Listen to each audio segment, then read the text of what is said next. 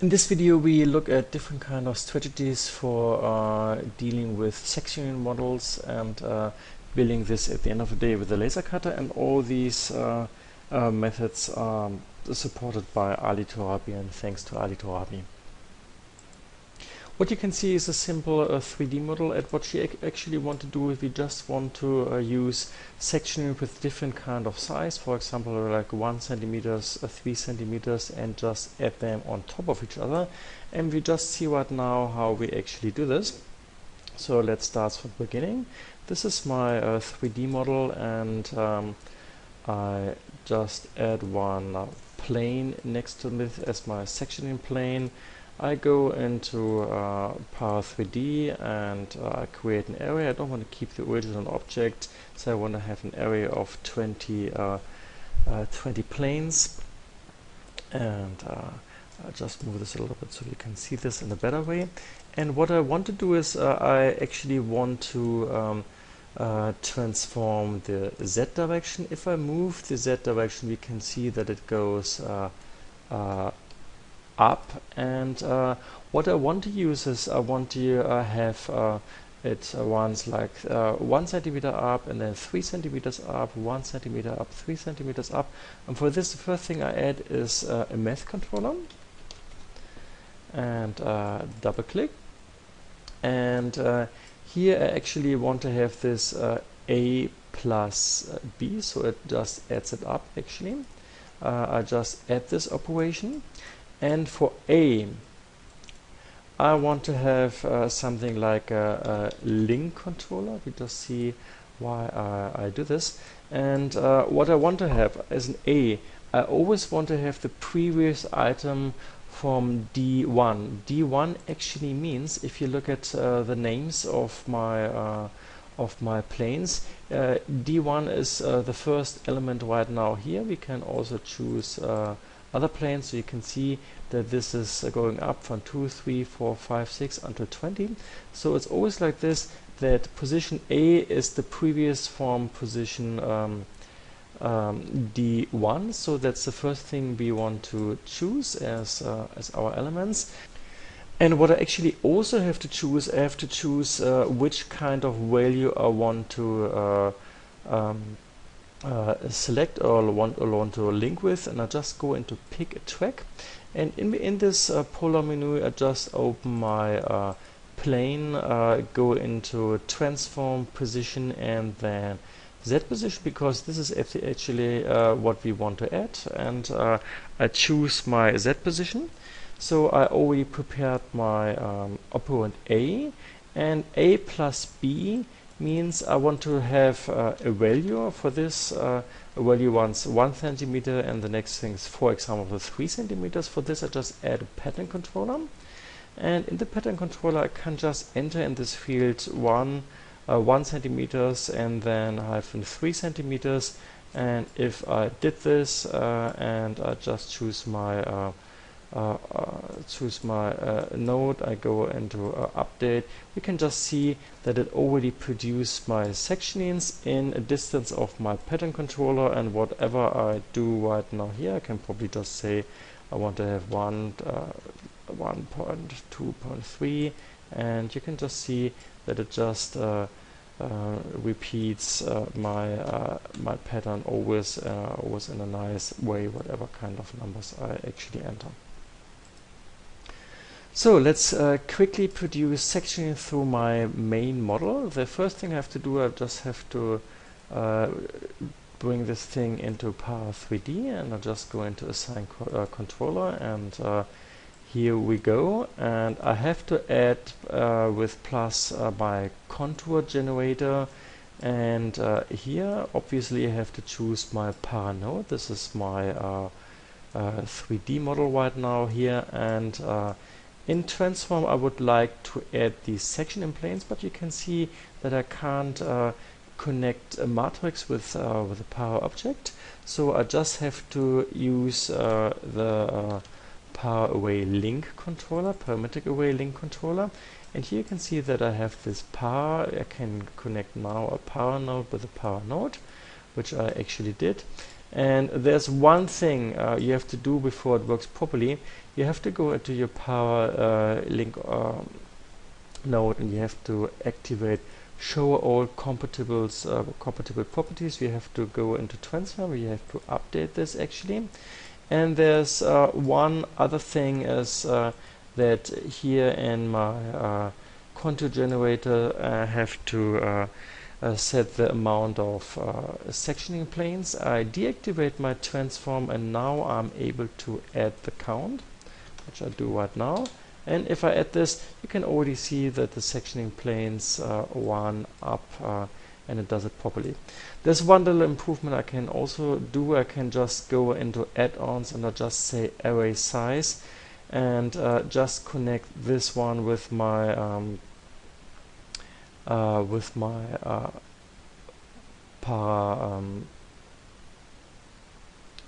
paranode element, and then the next thing I can connect it with my sectioning planes. I go and I just enter a count of 20 here right now, and if I update this, you can just see that I can play with this. I just reduce it to, for example, like 15 or 10, and I update, and you can just see that it just did 10 sectioning planes. That's probably a really good way of controlling the whole thing, just with one position of entering my my amount of sectioning planes. You can improve the workflow a little bit better, because you always have to set the count of 20 in my sectioning plane, like the amount of planes in my array. And if you just want to do it with one position, you can just add an array size, and in between this array size you can just connect my power contour with my power sectioning planes. And if I now change the count, for example, to 15, and I update it, you can already see that it just changed it in my contour, and it just also changed it in my plane. I just have to deactivate my Z position, and so I can just say change it to 15. So that's probably a really good way of optimizing my my sectionings. And I just have to go again into generate contour now, and we just see it has again 20 sectioning planes. Okay, let's see what it looks like when I just add a shell modifier on my sectioning planes. For this, I just go into my plus power, and I just add a parametric array, because actually I just want to have a reference of my sectioning planes. I just add this connected to my sectionings, and I can then select the first member of my sectioning and add a shell modifier on top, which I did right now. There's an amount of 1 centimeters, and I just go into reload properties. The information of my vertices in my spline I don't need, and if I just choose this and move it a little bit to the side, we can already see that it has my sectionings here, but it all has this, the thickness of 1 centimeter. How can we change this? I just go into my outer amount. This is the value I actually want to change. We can see this right now here, and what I can do, I can just connect it to my pattern controller right now. This is the pattern controller which says 1, 2, 3 and 2 centimeters, and I just connect it right now, and we see what's happening. I just update it, and it still doesn't look good, and there's a reason why it doesn't look good. It should not start with the 1 centimeter, this is distance. It should start with the 2 centimeters. So what we have to tell Power 3D that it just changes, starts slightly later at the second item actually. And for this we should add something like an offset modifier. Just go into offset modifier, not modifier, controller actually. And I just want to connect it now again with my parametric my pattern controller, and in my offset I just have to change the x value. The x value stands for the first dimension. This is my amount of my thickness. What I have to do is I just want to say don't start with 0, don't start with anything else, just with position number with the next one of my parametric link. And if I now update everything, we can just see that it works properly. Also in my section, that it's really nice that my shell object just pile up with 2 centimeters, 3 centimeters, 2 centimeters, 1 centimeters, 2 and 3 centimeters, exactly like I wanted to have it in my pattern controller. In this video we want to see how to produce sectionings with different kind of thicknesses, and we have an outside object and we have an inside object. We just see how we can build this, that we have different kinds of sectionings right now here. We just start with the same scene like in the video before, and we just copy this shape, and I just scale the shape a little bit in x and y direction, like this, and probably position it. Yeah, we just leave it. Position it a little bit out of the center. Okay, and we would like to have a rhythm of sectioning outside, sectioning inside, outside, inside. What you just do is we just go into para and we just assign controller to our second shape, and we call this small assign controller.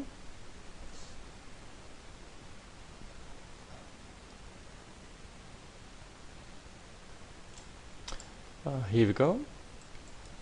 And what you just see, the whole thing doesn't look so good. It looks a little bit muddled up. I can just select all of them and just go into a range, so it already looks a little bit better. I just choose again with my little object here, my para node, which I couldn't find so quickly anymore. It's just in between here. We can just see it right now. And what I actually do is I pick my sectioning planes. These are my sectioning planes. I create a new parametric array as a reference, and I just connect it to my sectioning planes, and I choose them again. And this is probably not the most elegant method, but I just go into my 3D Studio Max and I just move them up to with 1 centimeter. So this was a wrong direction. I just want to move it up here in my front view in the y direction 1 centimeter, and then we can just see that it just goes up. There's definitely also a way of doing this in Para 3D, but anyhow we just want to do it quickly. And if you look at our pattern controller and our first array, we just have only one distance of 2 centimeters. So what I do right now, I want to create new sectionings. I go into my contour generator. Here's my contour generator, and in all I just add my para node. I already know that for my transform I would like to use my new sectioning planes, but for this I need a para link controller. I just add the parametric array link controller. Here we go. I have to connect it to my parametric reference, which I do right now, and under show all compatible properties I just have to select this one. And the next thing I have to go do is in my contour generator I deselect my transform, and in my count I go into my count 20, and here we go. We can already see that it produced my sectionings.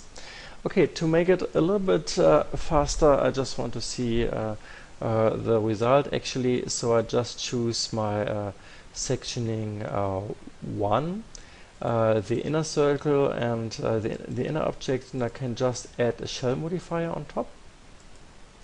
And this shell modifier I give an outer amount of 1 centimeters. I know that the distance altogether is 2 centimeters, and if I just go to my other sectioning planes, and I also add here something like a shell modifier, shell modifier also with 1 centimeter, then I can already see that it worked pretty well. I just deselect select my basic objects. I just move them to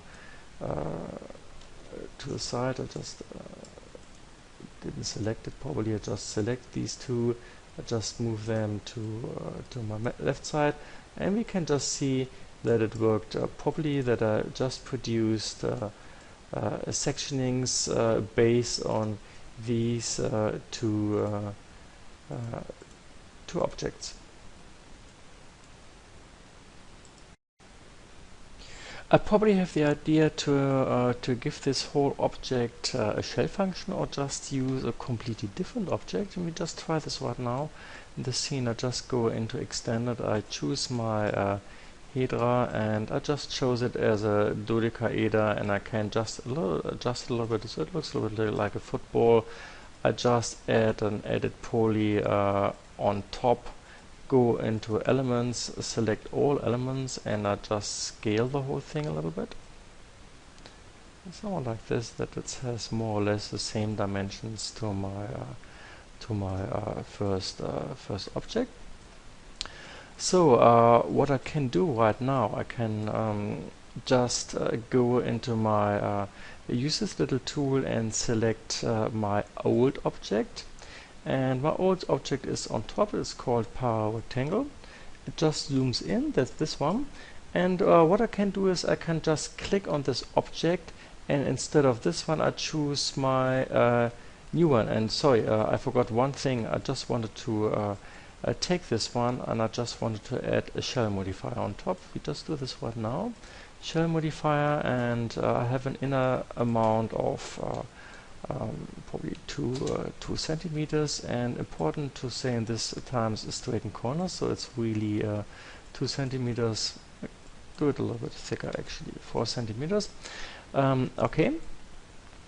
Next step is I choose my object under my old one. This is my old one, and I just go and choose my new object, my Hydra, and of course I would like to continue. All transformation have been transferred successfully on my new object. Okay, would you like to retain all members of previous era? No, I don't want this, so this goes actually.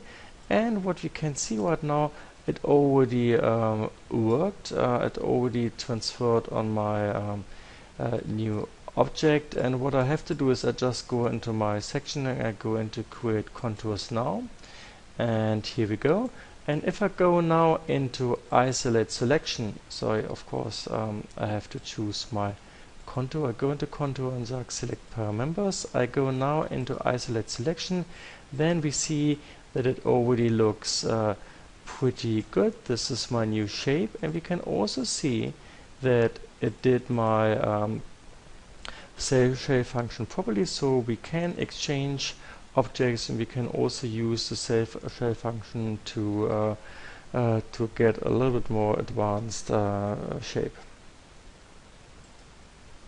Okay, the last thing we want to work on, how to produce a sectioning model which is probably just held by 1 or 2 vertical elements like this, and this is also really easy, and we just do it right now.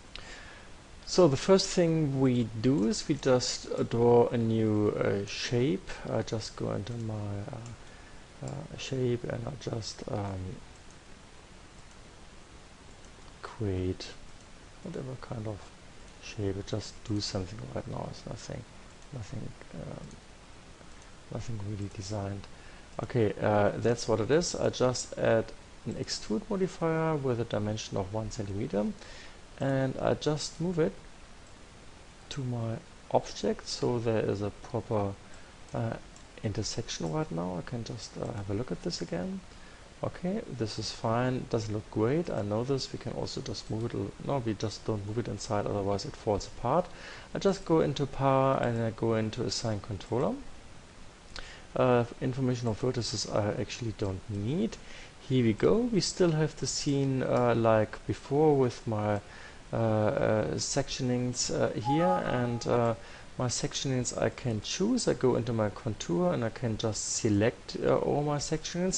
What I actually have to do is I just go into para and compound, and this is my compound tool, and I just say my new shape is my para A object, and my sectioning planes are my para B. And the next thing I have to say each item of A, which is actually only one, should be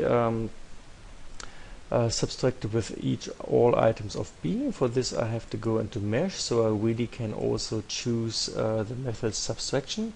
And if I go now into generate compounds, then I just see that I did it properly. I just have this shape, and I cut off all my sectionings, and so I can actually then use it for laser cutting.